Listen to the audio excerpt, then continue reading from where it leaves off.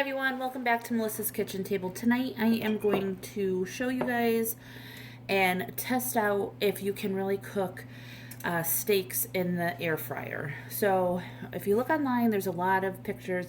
They come out looking nice and charred and like they came off the grill and delicious looking. So we're going to give it a try and hopefully they work. So I have two New York strip steaks over here. They're maybe 3/4 of an inch thick. I have them on paper towels just to get all the excess moisture off of them. And then in the meantime, I'm going to be making a compound butter. And I don't use a lot of this, so I am making very little for this, just for the steaks. But you can, of course, use an entire stick of butter and make a lot more if you plan on using it more. So I have 2 tablespoons of butter, and to that I am going to add a teaspoon of fresh or already minced garlic. Of course, like I said, you could use the fresh. We have that. And then you could add any flavors you want to. If you have chives, you could add chives. I'm going to be adding some onion salt. I like that. You could add parsley. You can make all kinds of compound butters.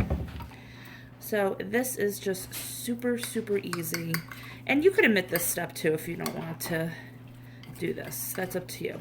So if you're doing it with a whole stick of butter, make sure it's nice and, well, either one, make sure the butter is nice and softened. But you could do it in a mixer, like a KitchenAid mixer. That would make it super easy. And then you could roll it back in a log form and you could freeze it and pop it out whenever you want it. You could also put it into ice cube trays, put like a tablespoon in each, and then pop them out when you need them. You could also use these for potatoes, mashed potatoes, vegetables, any kind of roasted veggies. But I'm just going to leave this just like that. It smells good. And then once we're done with the steaks, that goes on top.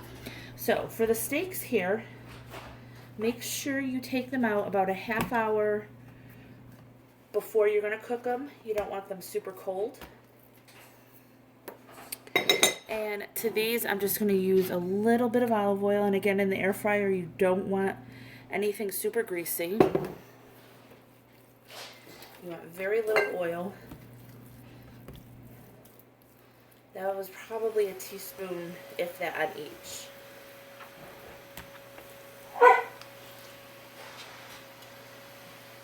Okay. So I am going to salt these, and my husband does like pepper, so I will pepper one of them. I personally don't like pepper, and salt and pepper to your own taste. I know I usually don't salt on camera because people freak out about that. But this kind of meat, you're going to need seasoning on this. So let me wash my hands real quick so I can do the pepper. Okay, hands nice and clean. Alright, so this one will be my husband's. I'll put pepper on his.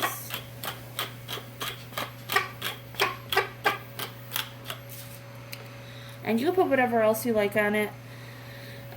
We're going to have the butter. I'm just patting that in, so I don't need to put anything else on here.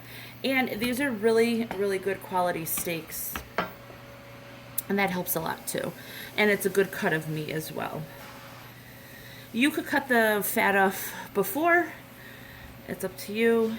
I just take it off at the end because it does give a nice flavor. Alright, and again, some pepper. So now, in the meantime, these are going to sit for a little bit. And I'm going to get my air fryer preheating to 400 degrees. Once it's 400, these will be ready to go in. And I'll show you what that looks like.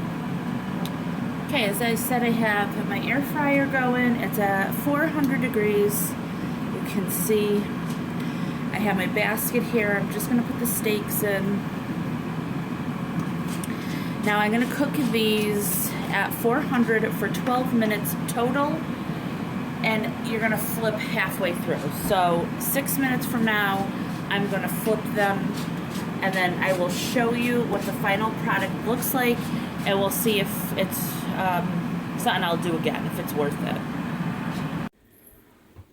Okay, so the 6 minutes are up, so I'm gonna pull that out, and we will flip these over, put it back in, still at 400 degrees for 6 more minutes. I have to flip that one.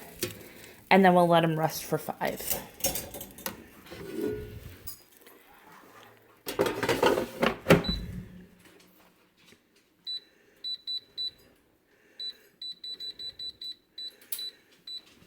All right. Okay, so they just came out. This one's my husband's because you can see the pepper on there. And here's the butter. I'm just going to put that on.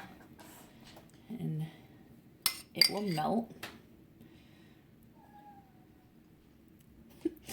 That's our cat. She's hungry. And then I'll just move it around a little so the butter gets all over it. And we're going to let this sit for 5 minutes. After the 5 minutes, I'll cut into it and show you guys what it looks like, and we'll try it, see if it's any good. So far, it looks really good, so hopefully. All right, so it's rested for 5 minutes. I'll go ahead, cut it in half.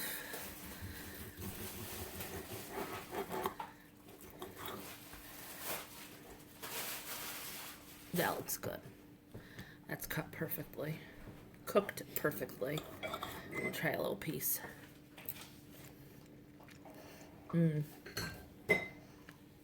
Very good. You just taste a little bit of the butter. It's not overpowering. And the garlic has enough time to mellow out by being on the hot steak.